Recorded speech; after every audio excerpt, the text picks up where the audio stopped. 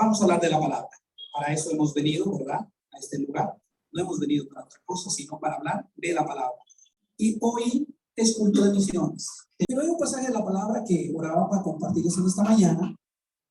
Y es el libro de Juan, capítulo 4, versículo 35 al versículo 38. Un pasaje muy conocido. Veamos, por favor. Acompáñenme en su pasaje, la palabra en su Biblia. Libro de Juan, capítulo 4, versículo 28. Perdón, disculpe. 35 al 38. Juan, capítulo número 4, del versículo 35 al 38. Amén. Para los que están en la puerta, creo que hay unas sillas por acá. ¿No tienes más en la puerta? Ok, sí hay dos sillas acá. Bueno, muy bien, listo. Vamos a la palabra, dice de esta manera. ¿No decís vosotros que aún faltan 4 meses? ¿Sí estamos? Sí estamos. ¿No decís vosotros que aún faltan 4 meses para que llegue la siega? He aquí os digo, alzad vuestros ojos y mirad los campos, porque ya están blancos para la siega, y el que siega recibe salario, y el que recoge fruto para vida eterna. Para el que siembra, gócese juntamente con el que siega, porque en esto es verdadero el dicho: uno es el que siembra y otro es el que siega. Y yo os he enviado a cegar lo que vosotros no sembráis. Otros labraron y vosotros habéis entrado en sus labores. Amén. Dámosle gracias al Señor. Padre, te damos gracias por tu maravillosa palabra. Señor, ayúdanos a ser reverentes frente a ella y a actuar frente a ella, Señor. Todos los que estamos aquí, Señor, confesamos que te amamos y que te adoramos y que tú eres nuestro Rey. Padre, en consonancia con esta declaración que hacemos, ayúdanos a ser coherentes, no solamente con nuestras palabras, sino también con nuestros hechos. Ayúdanos, Señor, a obedecer este pasaje, a reflexionar en él, y que en esta mañana, Señor, tu palabra sea reflexionada para la acción, Señor. También para la meditación, pero en especial para la acción, Señor. Porque dice tu palabra que debemos ser oidores, pero también debemos ser hacedores. En el nombre de Jesús. Amén. Y amén. Este pasaje de la palabra es un pasaje muy lindo porque es la conclusión de un diálogo que ha tenido el Señor Jesucristo en este capítulo 4, empezando en el versículo 1. ¿Cuántos han leído la palabra? ¿Qué diálogo tuvo el Señor Jesucristo en este capítulo 4, empezando en el 1 en adelante? Con la mujer samaritana. Una mujer que no era judía, no estaba en Jerusalén, no estaba dentro del radar religioso, por así decirlo, no estaba dentro de la iglesia, y él decide incomodarse e ir a Samaria. Recuerden que en el concepto religioso de los judíos, ir a Samaria era una blasfemia, era una ofensa. Ningún judío pasaba por Samaria. Tenían que darse la vuelta por un tema de contaminación y santidad. Pero Jesús le dice a sus discípulos: hoy vamos a ser diferentes. Nos vamos de Jerusalén a Galilea, pero no lo vamos a hacer por el camino de siempre. Nos vamos a desviar. En vez de ir por la ruta que no te contamina, que era pasando el Jordán hacia el oriente y subían por el oriente, dado la Transjordania, dice: esta vez nos vamos derecho. Es más cerca, pero tenemos que correr el riesgo de contaminarnos. Y se encuentra con la mujer samaritana que toda la iglesia la sabe, ¿verdad? Y tiene el diálogo con ella, la mujer de los 5 maridos, el que tiene. Esa es la historia que más nos sabemos. ¿Verdad que sí se acuerda de esa mujer?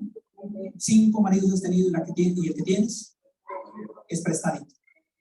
Es el vecino. Es alquilado por el momentito. Eso lo sabemos. Pero lo que no nos memorizamos es esta otra parte final, porque este diálogo final ya no es con la samaritana, es con sus discípulos, con los que le está entrenando. Recuerden, la iglesia es un lugar de entrenamiento. No podemos confundir que es un lugar para consolación. Y sí, en la iglesia uno va para consolarse, va para recibir consuelo de parte de Dios, para recibir una palabra que consuela, que motiva, que restaura, pero sobre todo la iglesia es para entrenarse. Dígale a tu lado, no confundas a la iglesia con un lugar de motivación. Es un lugar para entrenar. ¿No? ¿Estamos acá? Es un lugar para entrenar. Y Jesús es especialista en formar discípulos y en entrenamiento.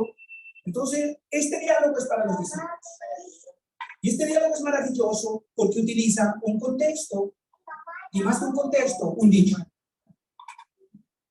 Utiliza un dicho para aclarar una verdad, para ilustrar una verdad. Y el dicho era, ¿cuál era el dicho? Ok, de tal palo, tal astilla. Dicho colombiano. ¿Cuál otro más? Ayúdenme con los dichos. Hijo de tigre, nace pintado, o sale pintado. ¿Verdad? Son dichos del contexto latinoamericano. ¿Sí? Rocío tiene por ahí un dicho también. Ayúdame con ese dicho. ¿No? No lo quiero.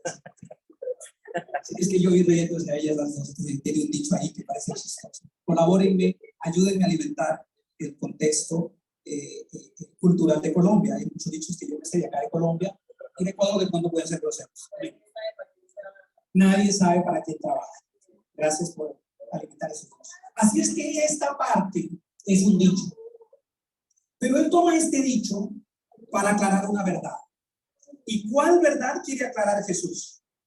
Algunos teólogos han dicho que si esto es un contexto de cosecha, que realmente los campos ya estaban blancos, otros dicen que no, y ya eso no es de tema de investigación. No nos vamos a poner aquí a hacer investigación. Lo que es cierto es que toma un dicho para aclarar una verdad. Ahora, él no se refiere a los campos, él se refiere a lo que pasó en Samaria. Los discípulos deben estar dispuestos a no siempre pasar por el mismo camino. Hay que desviarse. ¿Y a dónde nos vamos a desviar? No al pecado, nos vamos a desviar al lugar donde se necesita que se siembre la palabra de Dios. Entonces, en ese concepto de Jesús, los campos están listos. No vamos a entrar a desarrollar el tema de investigación, pero lo que sí Jesús está diciendo, señores, yo quiero que se pongan para este lado y quiero que tengan un momento de meditación, un momento de reflexión. Tal vez alguno no se ha parado de este lado. ¿Cuántos no se han parado de este lado? Oh, excelente. Venga por acá, además de confianza. Usted. Sí, las más de confianza. Los que no son de confianza, pues, uy, el pastor me avergonzó. ¿Cómo se ve de aquí para aquí? Interesante, ¿verdad? Jesús eso es lo que ha hecho con los discípulos. A veces acá da miedo, ¿no? Mucho miedo cuando uno empieza así. Uno, parece que fuese fácil. A mí también me da miedo a veces. Escuchen. ¿Qué es lo que Jesús le está mostrando a los discípulos? Que la mujer samaritana, que era quizá desechada, otros dicen que no, que era una mujer valiente. Bueno, no vamos a entrar en serio. El punto es que él ha mostrado que la mujer samaritana necesitaba de la salvación, Jesús se lo ha brindado, y no solamente ha sucedido eso, sino que todo el pueblo ha decidido ir a escuchar el mensaje de Jesús. No solamente escucharon, le pidieron que se quedaran 2-3 días con él, si no me equivoco. Entonces Jesús, viendo cómo no solamente la mujer samaritana, sino que toda la comunidad estaba dispuesta para escuchar el mensaje de la palabra, él utiliza la metáfora de decir, el campo está blanco, el campo está listo. ¿Qué es lo que les está haciendo ver a ellos? Les está diciendo, ustedes siempre están viendo lo que es correcto y lo que no es correcto, lo que contamina y lo que no contamina. Pero yo estoy viendo lo que ustedes no están viendo, y ahora quiero que vean que lo que para ustedes como contexto cultural religioso es un tema de contaminación, yo quiero mostrarles que el campo está listo. Quiero que ustedes aprendan esta verdad. Ahora bien, ¿cómo se aplica eso para las asistencias? Entonces lo que está diciendo es, primero, el campo ya está blanco. ¿Por qué el campo está listo? ¿Por qué está blanco? Está listo para la cosecha. ¿No decís vosotros aún falta 4 meses para que llegue la siega? He aquí os digo, alzad vuestros ojos y mirad el campo, porque ya está blanco para la siega. El versículo 35. No decís vosotros aún falta para la siega. ¡Wow! Jesús utiliza el argumento de la cosecha para decirles, hombre, está listo el tiempo. Y esto nos permite a nosotros hacer una reflexión. ¿Qué pensamiento tiene la iglesia frente al mundo? Y me da la sensación de que la iglesia ha caído en una circunstancia donde solamente se preocupa por ella y por ella y por ella. No estamos viendo lo que Dios está viendo. Y si no estamos viendo lo que Dios está viendo, entonces hay un pequeño detalle o un gran detalle. ¿En qué se ha convertido la iglesia de Cristo? ¿Es la iglesia de Cristo? Y cuestionémonos, porque aquí estamos para aprender.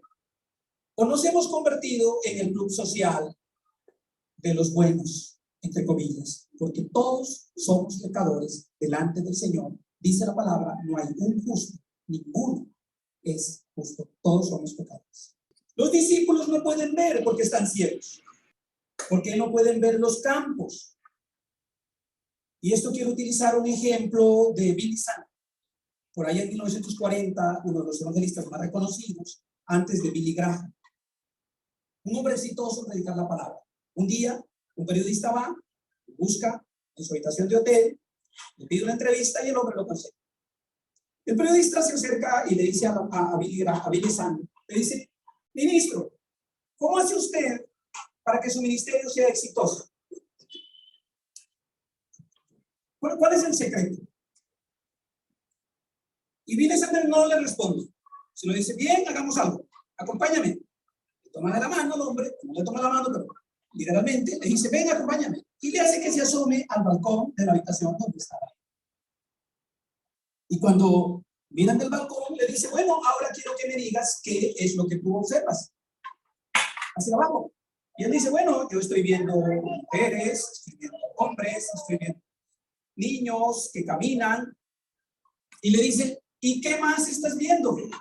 Dice, bueno, eso es lo que estoy viendo. Estoy viendo casas, estoy viendo edificios, estoy viendo carros, estoy viendo... Y comienza a explicar y le sigue, bueno, ¿y qué es lo que más ves?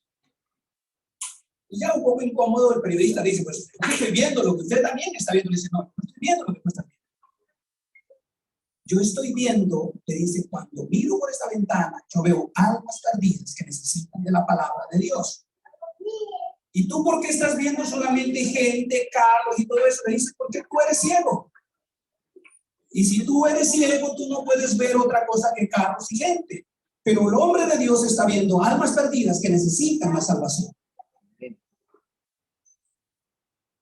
Los discípulos estaban viendo un concepto religioso que había que cuidarse, pero no están viendo lo que Jesús está viendo, una necesidad tremenda de salvación que hacía falta en Samaria. Entonces la pregunta es, ¿qué estás viendo como iglesia? ¿Qué es lo que ves cuando caminas por la calle? ¿Solo gente? ¿O es gente que necesita la salvación? Hace creo que 8 días, si no me equivoco, un poquito más, visité la casa de un hermano. Por coincidencia. Un ratico pasaba para saludarle y cuando después que le saludé, ella me decía un poco molesta, me decía, es que me molesta que en la casa de él, porque está lleno de matachos. Le digo que esos matachos no sirven para nada. Y me decía literal, y yo quiero que fulano se haga cristiano, que se congregue con nosotros. Y yo digo, wow, qué hermoso. Wow. Que ella esté viendo que esa persona necesita congregarse con nosotros en su forma de ver las cosas. Y yo les digo, ¿para qué sirven esos matachos? Yo les decía, no, tranquila, oremos, compartamos la palabra. Cuando ellos se den cuenta que están equivocados, ellos mismos van a botar los matachos. No es con rabia, no es regañando. El punto aquí radica en que esta mujer está viendo que lo que están haciendo es incorrecto. Pero la iglesia necesita ver eso en serio. Pero cuando yo veo a la iglesia de alguna manera, veo que la iglesia se ha vuelto complaciente. El pecado no lo vemos tan pecado. Más o menos. Hola, estamos acá. Los campos están blancos. Los discípulos no están viendo lo que Jesús está viendo. Si la iglesia no está viendo lo que Dios está viendo, tenemos un gran problema. Posiblemente no somos la iglesia de Cristo, como creemos que somos la iglesia de Cristo.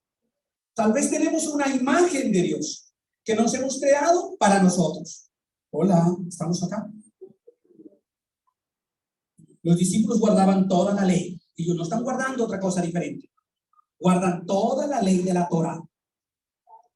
Pero no se han preocupado en entender lo que Dios quiere. ¿Cuál es la prioridad de Dios? Y yo pregunto a la iglesia, ¿cuál creen que es la prioridad de Dios? ¿Que usted se vacune del COVID? ¿Que usted se ponga a pelear si es de Dios o no es de Dios la vacuna? No, esa es la prioridad del Señor. La prioridad del Señor es que nadie se pierda y todos procedan al arrepentimiento. El resto, si gana Petro o si gana Rodolfo Hernández, si gana Uribe, eso a alguien ni siquiera le preocupa. Porque ese es juego de niños, esos son legos para el Señor. Hay algo que es mucho más importante, que tu alma sea salva. Preocúpate en darle el chocolate y el café a los niños, pero más vale que te preocupes en regalarle la comprensión de la vida eterna, porque caso contrario, bien cogido, va a ir al infierno. No hay otra opción. Amén. Amén. Es la verdad, mis amados. Y la iglesia tiene que verlo. Los pastores tenemos que verlo. Que hay una necesidad y hay que predicar la palabra. Hay que hacerlo. Hay que hacerlo en el aquí y en el allá. Amén, amados. Yo les estoy diciendo, amados, vamos a dar ofrendas para ir. Y los que me pueden acompañar, hay algunos que me acompañan. Un hermano me acompaña y me dice, yo no creo que hago nada, porque yo lo que hago es acompañar. Tal vez sí, pero también tal vez mucho, porque dentro de las tantas ocupaciones y tal vez dentro de las pocas habilidades para predicar la palabra, o tal vez por la poca disponibilidad de su propia salud para hacerlo, lo hace. Y eso es bastante, porque motiva a otros. Amén, amados. Pero hay que hacerlo. Pero si no lo haces yendo, ¿quién cree que está a tu lado? ¿Estás viendo a mamá que va camino al infierno? ¿Estás viendo a tu tío, el primo, el sobrino que va camino al infierno? ¿Estás viendo al hermano, el vecino que va camino al infierno?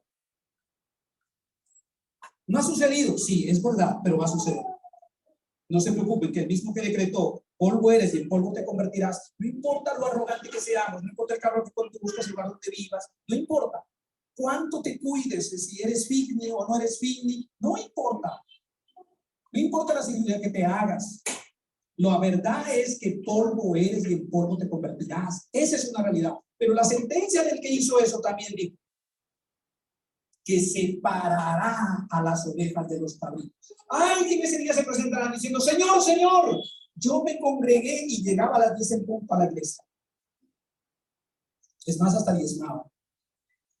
Y los que le dijeron ese argumento fueron, se considera que son hombres de Dios y pastores que le dijeron, Señor, en tu nombre echamos fuera demonios, en tu nombre sanamos enfermos. Señor, en tu nombre. Le digo, no les conozco, hacedores de maldad. ¿Y por qué eso? Por la motivación del corazón. La iglesia necesita hacer una reingeniería a la motivación de su corazón. ¿Por qué te congregas? ¿Para no sentirte culpable? ¿Por qué te congregas? Tiene que estar a tu lado. Te congregas para entrenarte. Y para entrenarte a predicar la palabra. Hay algunos que nos congregamos por cuestión de conciencia, por cuestión de decisión para predicar la palabra. Algunos diezman es porque han aprendido el secreto de que a través del diezmo hay bendición económica. Tremendo negocio con el Señor. Doy mi diezmo y como ya han aprendido de que el diezmo trae bendición, entonces no fallan. Son juiciositos. Peligroso eso porque no estás haciéndole al Dios Todopoderoso. Lo que estás haciendo es un trueque. Y Dios va a cumplir, no va a fallar. De eso es gratis. Pero el punto no es que no me falle. El punto es que yo entienda cómo están los campos, porque lo que más me interesa no es el carro nuevo para ti, no es la casa, no es tu estatus social. A Dios lo que más le interesa definitivamente es que las almas no se pierdan. Y no es solamente a través de 10 enfrentos, es a través de predicar la que está soldada. Amén, mis amados.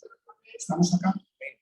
Un segundo paso que Jesucristo, un segundo punto que Jesucristo resalta, dice, y el que ciega recibe salario y recoge fruto para vida eterna, para que el que siembra se goce juntamente con el que ciega.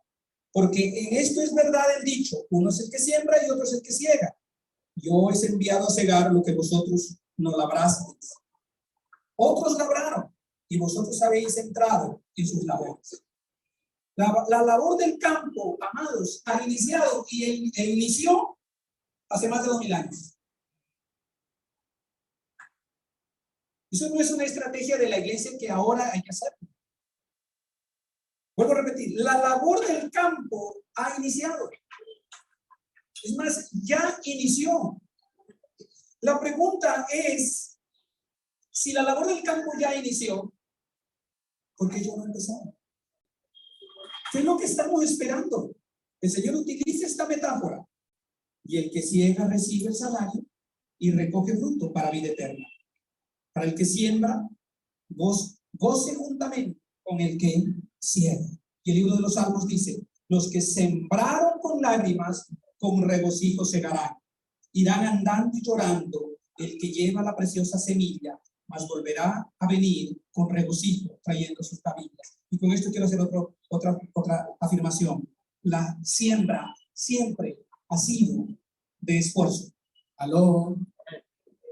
La iglesia tiene que salir de la comodidad. Y esta iglesia es la iglesia de los frutos. No es la iglesia de la siembra y no es la iglesia del arado. Esta iglesia es la iglesia de los frutos. Y por esa razón somos tan vulnerables como todo fruto. Pero parecen los tomates, pero no los tomates injertos que nos ofrecen las multinacionales. No, el tomate normal. El tomate normal se daña en 3 días. Se acabó. No sirve. Está podrido. El criollo. Y la iglesia de estos tiempos es tomate criollo. Ese es el problema. No es mango. Es tomate criollo. Cualquier cosa le afecta. El clima. Miren, esta parte me interesa muchísimo y quiero recalcar esto. No he entendido la iglesia que la iglesia está sembrando la palabra, que está arando. Y eso implica esfuerzo, sacrificio. Y la iglesia de estos tiempos decía que es un fruto, y es un fruto, pero un fruto de tomate. ¿Por qué? Porque cuando uno se pone a mirar a la iglesia en otros lugares, si solamente hablamos de la iglesia de Zamoré, se congregan en Zamoré, que es el municipio, pero la gente no es de Zamoré, la gente es de Segovia. 4 horas, un poco más, caminando por el campo, en medio del barro y de las casas. Y los hermanos llegan caminando a culto 4 horas, 4 horas y media hasta la iglesia. Escuchan el culto y regresan caminando 4 horas y más a la casa. Y esa iglesia posiblemente ora para que Dios les done un caballo, para que, no sé, deje de llover, porque si llueve ellos se ponen un plato encima, agarran al niño, lo cargan al niño, otro le dan la mano, y así sucesivamente. Pero en el 2014 estuve en un entrenamiento en Panamá. Y el tiquete me quedó con 8 días libres, 8 días de espacio libre. Así es que dije, bueno, muy bien, estoy acá en Panamá en un entrenamiento, tengo el tiquete pago. Y puedo hacer 2 cosas. Me puedo regresar a la ciudad de Panamá y a turistear, como todos los turistas, viendo una ciudad bonita, pero eso es una doble fase. Dije, no, voy a hacer lo siguiente. Quiero irme a predicar en un lugar donde no tengan para llevar un predicador, no puedan pagar los pasajes un predicador. Entonces, voy a predicar allá. ¿Y a dónde me fui? A Puerto Armillo, el último departamento de Panamá. Se presentaba el nombre, creo que Chupatá, el municipio. Me fui para allá. Contacté al pastor, llamé a un amigo, le dije, oye, contacté al pastor, tú conoces bastante esta zona, que no pueda pagar a un predicador, que no le pueda dar ofrenda. Yo tengo mis tiquetes y tengo para mis pasajes, así es que no necesito que me... Así es que me fui para allá. ¿Me fui a qué zona? A esa zona donde Chiquita Banana, donde Dobles, las empresas norteamericanas explotaron esas tierras al tope. Y cuando ya no servía para nada, dejaron abandonado, donde ya no produce absolutamente nada, ni siquiera árboles para poder tumbar. Monte basura. Explotaron a ese sector del pueblo, como siempre las multinacionales, hasta donde más no pueden, y cuando ya no pueden, dejaron botando a la gente y al campo. Y el campesino de esa zona se quedó con las casas viejas de madera que son los americanos, con unos cuantos rieles que no sirven para nada, y los bananos ya no producen. La yuca ya no se produce, el banano no se produce. Esas familias viven en una pobreza increíble, extremadamente pobreza, donde comprar una bicicleta es un. El pastor no ora por un carro, ora por una bicicleta. Y allá predica la palabra. Y fui, predica la palabra, pues tengo fotos. Hace mucho rato les compartí esta experiencia. El punto es que cuando veo a la iglesia en la ciudad, está en la misma condición. Unos oran por los caballos, otros por las bicicletas y otros por el carro. Pero el punto no es que todo eso es para servirle mejor al Señor, sino para darse más comodidad y más placer y más placer. ¿Quiere un sueldo mejor para servir al Señor? No, porque quiere hacer menos. ¿Aló? Y lo que no he entendido es que este tema es un tema de sacrificio, es un tema de esfuerzo. ¿Y qué implica esfuerzo? Que le prediques una vez, otra vez, otra vez y otra vez. Que seas avergonzado una vez, otra vez y otra vez y otra vez. ¿Cuántos han hecho eso? Que les nieguen. Si hay un lugar donde, si para algo te van a cerrar la puerta en tu nariz, va a ser para recibir la verdad de la palabra. ¿Por qué? Porque la gente está llena de pecado. ¿Por qué? Porque están ciegos en el pecado. ¿Aló? ¿Estamos acá? Cuando uno está ciego en el pecado, ¿cómo vas a ver? Entonces tienes que golpear esa puerta una y otra vez, y otra vez, y otra vez. Pero cuando la iglesia solamente está centrada, pastor, ayúdeme a orar para que me vaya bien el negocio. Pastor, ayúdeme. Entonces la iglesia se desenfocó. El labor en el campo ya inició. ¿Qué estamos esperando para iniciar? ¿Qué estamos esperando? Estamos esperando que recibamos todo. Y resulta que nunca va a ser suficiente. Amén. ¿Estamos acá?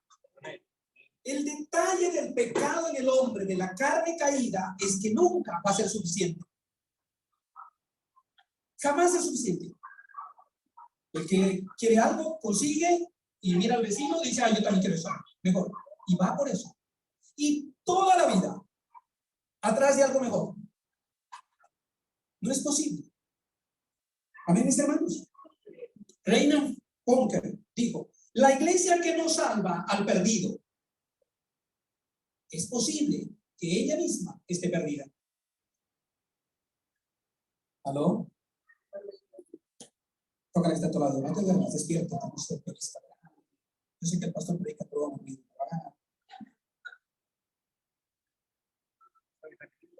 ¿Se puede repetir otra vez? ¿Repetir la frase? La frase de Reinhard Bonke, que él es el evangelista más grande para el África, un alemán. Él dijo, la iglesia que no salva al perdido es porque ella misma posiblemente está perdida. Pregúntate si no estás perdido. De acuerdo a lo que es predicado, esa es la respuesta a la pregunta. Si tú nunca predicas, porque tú dices que eso no es lo tuyo, que yo para eso diezmo y ofrendo para que el pastor gerente predique, para eso lo pagan, y a mí también me pagan para eso. Sí, eso es verdad. Pero el punto que no es solamente los pastores. El punto es que tenemos que hacerlo todos. Porque si yo entiendo que mi rey me salvó, ¿y me salvó de qué? ¿Del marido rabioso? Me salvó de la condenación eterna. La iglesia tiene que saber dónde es que sale y para qué es que está acá. ¿Aló? El resto, mis amados, es añadidura. La empresa, los negocios, las carreras, cualquier otra cosa es añadidura. Y vivan agradecidos con él. Pero no se enfoquen en eso porque están en el lugar equivocado. Amén, iglesia. Perdone que le diga, pero tenemos que ubicarnos en el lugar que tenemos que estar ubicados. El Señor utiliza la parábola del reino de los cielos de esta manera. Dice, otra parábola le refirió diciendo, el reino de los cielos es semejante al grano de mostaza, que un hombre toma y sembró en el campo, el cual a la verdad es la más pequeña de todas las semillas, pero cuando ha crecido es la mayor de las hortalizas y se hace árbol de tal manera que vienen las aves del cielo y hacen nido en sus ramas. El otro día un amigo me decía, el efecto que puede causar la decisión de un hombre, y hablando de su decisión de fe, no piensen que es pequeño lo que estás haciendo. A su tiempo la semilla crecerá. Y no sabes cuál es toda la consecuencia de esa decisión. El pasaje que leí tiene que ver con Mateo 13, del 31 al 32. La obra de Dios no ha empezado con grandes, ni con grandes recursos, ni con grandes hombres.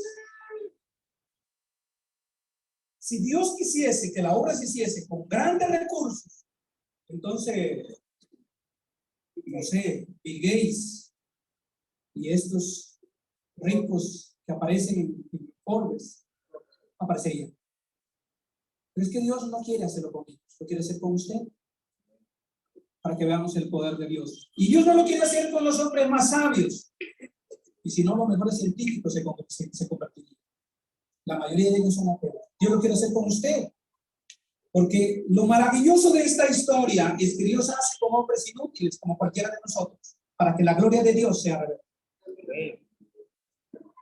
Es con sacrificio. Me gusta muchísimo la historia de los Onward Missionaries. No sé si lo dije bien.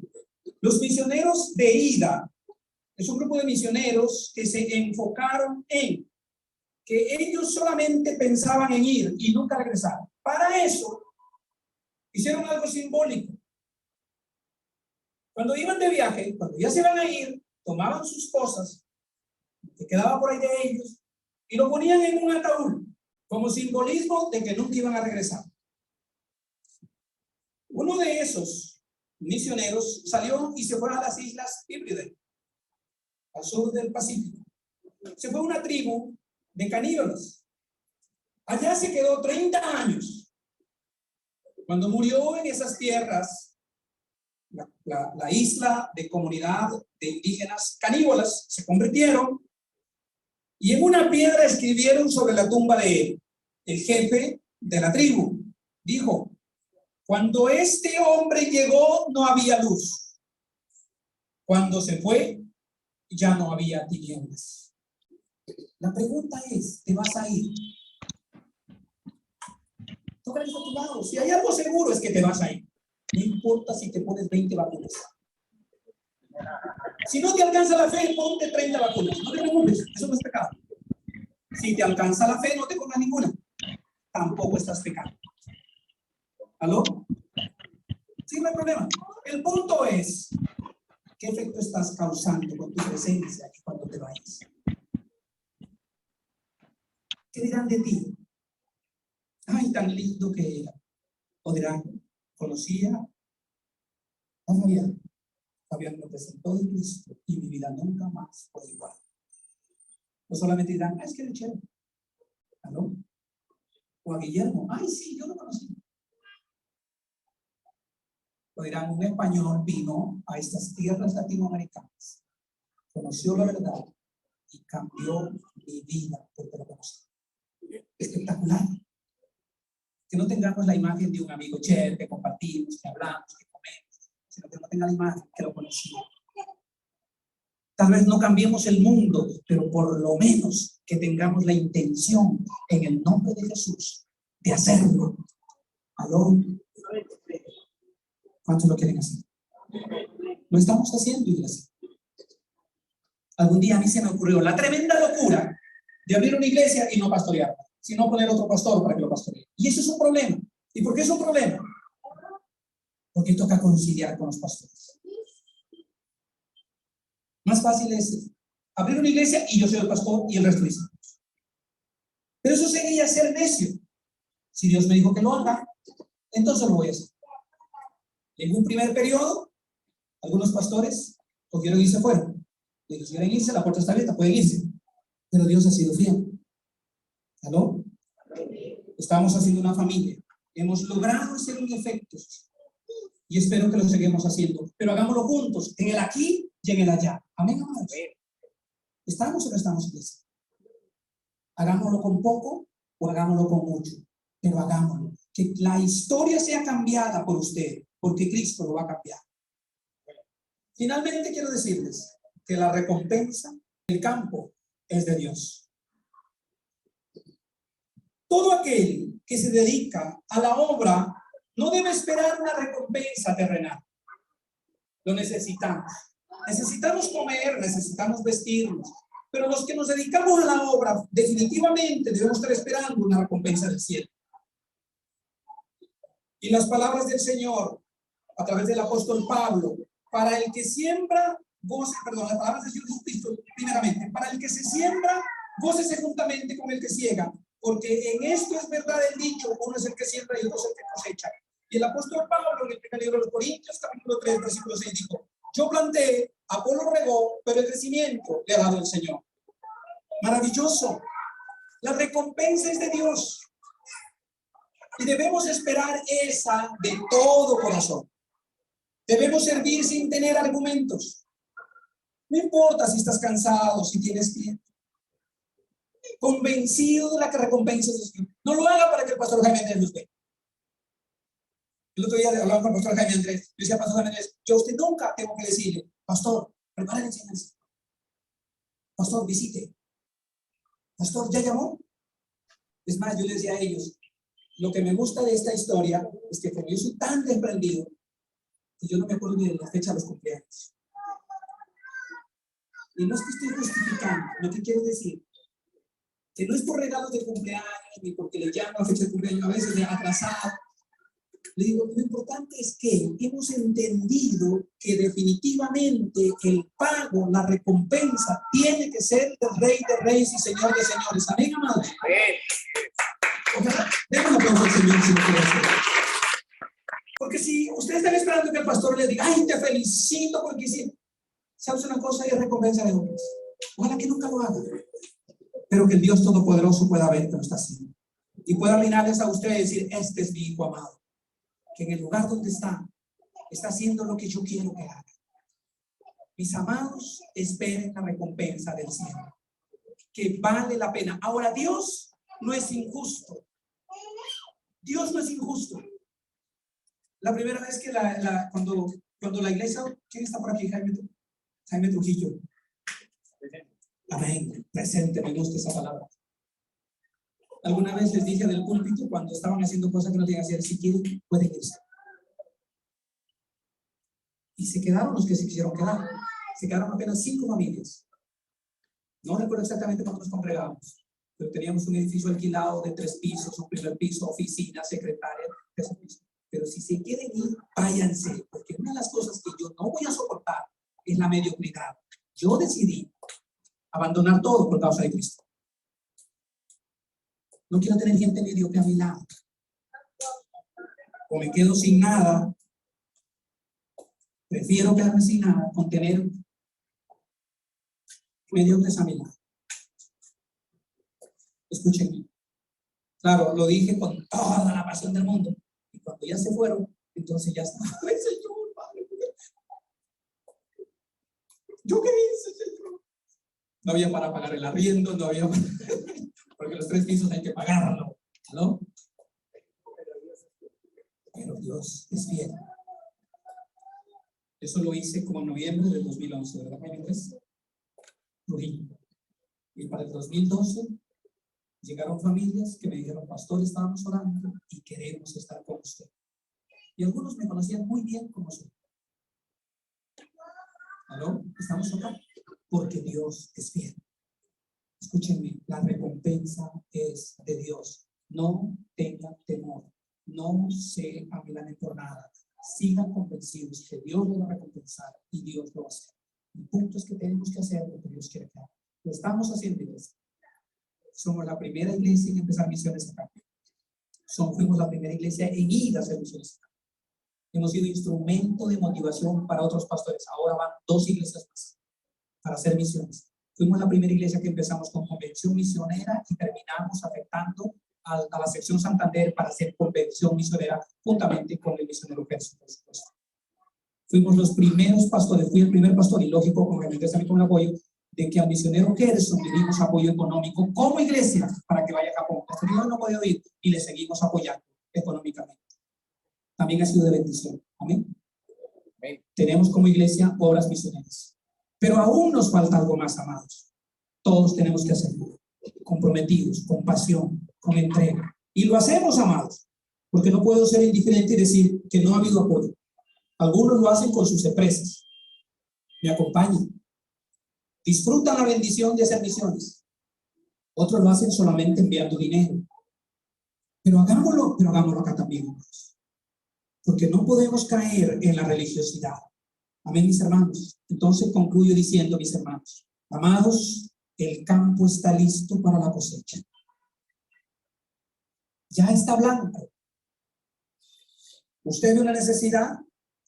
La gente no necesita ninguna otra cosa, necesita de Cristo. Las personas que son libres de su pecado es todo lo que necesitan.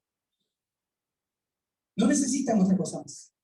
La verdad de la palabra le libra de los problemas con la familia. La verdad de la palabra le libra de los problemas personales. La verdad de la palabra le libra del infierno. También le libra de la escasez y de todos los problemas que el hombre tiene. La verdad de la palabra hace que tenga un hogar maravilloso. Si usted tiene problemas con su esposa, es porque simplemente el pecado está en su vida. Y la falta de perdón, la falta de tolerancia, la falta de todo eso, tiene que ver con el pecado. La cosecha está lista, el campo está blanco. La labor en el campo se inició. Y finalmente, la recompensa del campo es de Dios.